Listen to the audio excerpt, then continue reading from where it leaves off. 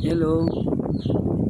Dito tayo palit tayo ng nut nung gulong. Grabe ng kalawang. Nakabili na pala ako. Kaso kulang. Wala na sila stock. Grabe kalawang. Hindi na mabunot-bunot.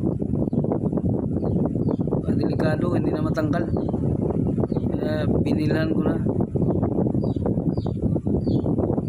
Abot pa tayo sa hindi na matanggal na delikado. Hindi na, pinalitan ko na lang. Mahirapan na ako. Sabi, sikip na yung grabe na yung kalawang talaga.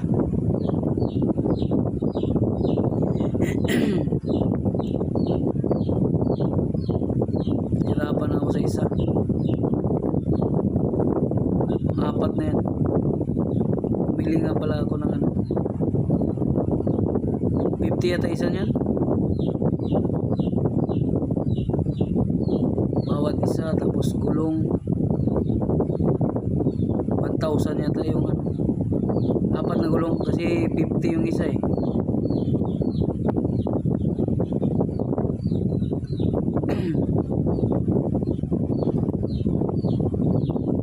Iwas disgrasya.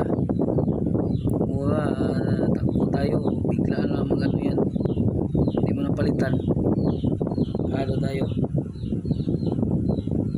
buti na sigurado di safety.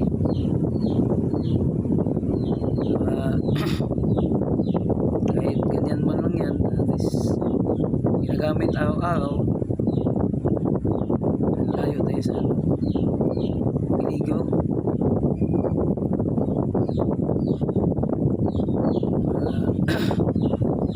Kasi 1 year lang yata, mahina naman nila yung mga materialis. Isang taon, bili ako palagi bawat 1 year, once a year. Palitan talaga. Grabe yung kalawang.